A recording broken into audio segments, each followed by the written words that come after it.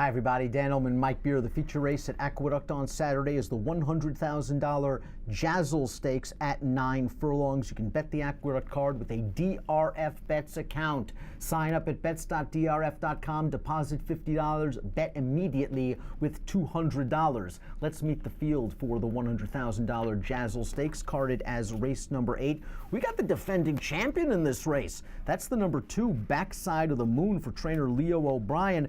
And Backside of the Moon, to me, is coming into this race in similar form as he did in 2018. Off of a third-place finish in an optional claiming race, Backside of the Moon, this might be a tougher edition of the Jazil than the 2018 version, but he has always been a solid horse. Yeah, this is clearly a tougher race than it was last year, but at least he's coming into it off of a race where it felt like he really sort of turned it around last time because, you know, in my opinion anyway, his form in 2018 was not good. He looked like a horse who had clearly lost a step. Last time it felt like maybe he took a little step forward. He was off that pace early. He made an early wide move to get closer to that pace. He dueled it for a long way. He just came up short in there. I thought it was a step in the right direction last time. Holiday bonus down towards the rail, finished just ahead of Backside of the Moon in that race on New Year's Day. It was over a muddy track. The Beyer speed figures have been going up with each and every start. Listen, David Canizzo made the right move here. Yeah. He claimed this horse, who was basically racing exclusively on turf for Graham Motion. He got him in that race in the off the turf, won at 44-1, and they have not looked back. She's a dirt horse. He's a dirt horse now. Yeah, who knew that this horse was going to be as good on dirt, maybe even better on dirt than he was on turf. He ran fine last time. He was closer to that pace than the 1-2 finishers were. He took that race over. I didn't love the way he was finishing in there, Dan. He was sort of on his wrong lead. He looked like he was getting tired there. He just couldn't hold on. Pretty good performance, though. We've talked about two solid horses, but the story of this race is the classy number 7, Sunny Ridge, who has already banked $1.1 million in career earnings and is the deserving even money favorite on David Aragona's morning line. I thought this horse ran big last time out in the Cigar Mile. It was a race where the pace just didn't materialize.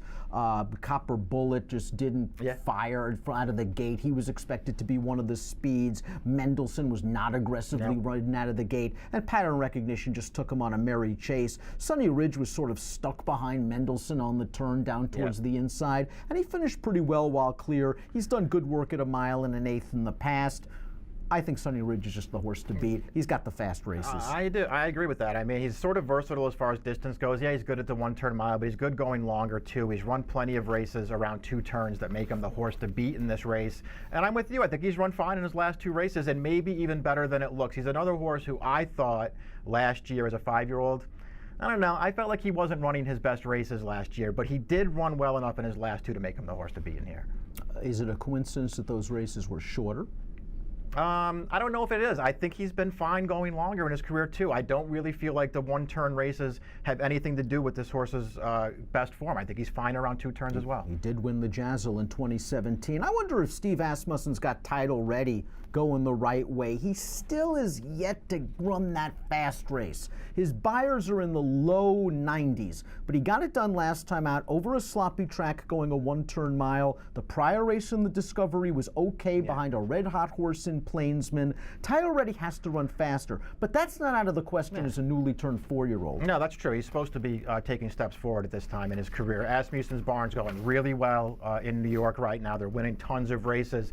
You know, his Discovery at this distance 2 back, he just got a really good trip in there. The pace wasn't fast. He wound up second best to Plainsman. What did you think of his race? I mean, do you think he ran better than the Big Fundamental did last time? Even though he ran him down at the end, I sort of felt like the Big Fundamental might be the horse you want out of that race. I agree, and Timeform US agreed. Timeform US gave the Big Fundamental a 121 pace adjusted, a 120 for title ready. Add in the fact that the Big Fundamental was coming back off of a year-plus layoff. The Big Fundamental scares me in this spot as an alternative to the favorite for Pletcher, because this is a horse that didn't race very often early in his career, but when he got to the track, maybe not the most visually impressive thing in the world, but always running fast races. He's got to pick it up from a Beyer standpoint, but second off the long layoff, getting back to a comfortable distance. I think he's going to win, and I think he's going to work out. I think he's going to be in a good spot to win, turning into the stretch, and he's going to get a good trip. Yeah, I agree with that. You know, I think coming out of that last race, I'd rather have him than title ready, especially when you throw the layoff into the mix. I guess my biggest problem with him is I never really liked him as a 4-year-old. He was fine for Pletcher early in his career. He went 3 for 5. He ran well in the 2 races that he didn't win. I just wasn't a big fan of his.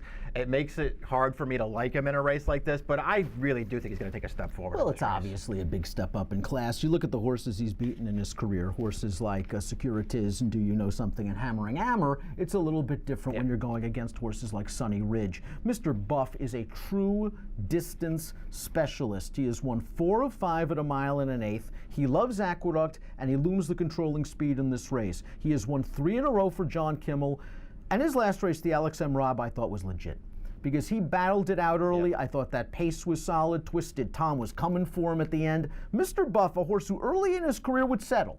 He doesn't settle anymore. He seals the deal, and Timeform US has him on the lead. It took them a while to figure out that this horse wanted more distance and not less. He's one of those horses who has a lot of speed, so I feel like maybe they just sort of believed that going, 1-turn miles was what he really wanted, and as it turns out, he wants to go longer. He gets to the front and he grinds the entire way. He never stops trying. He's really hard to pass when he's on the lead in the stretch, and that was the case last time, where Twisted Tom took 3 or 4 different runs at him, and he would not let that horse get by. He's going to make the lead in this race. He is not going to be easy to pass. Heroes welcome the number 4, well-bred son of Street Cry, coming off a breakthrough win against Maidens, but that race came over a sealed, sloppy track. Gigantic hike in class. I think this horse still could be a useful claim. I do too. I think this is a horse that you want to keep an eye on going forward. I don't like him that much in this race, but we'll see what happens. He actually ran well first time for Contessa, making a big late run into that race. They came back 8 days later. He won that race very easily last time with a new top figure. Let's take a look at our top selections for the Jazil Stakes. We're going to chalk out Sunny Ridge's last couple of races, really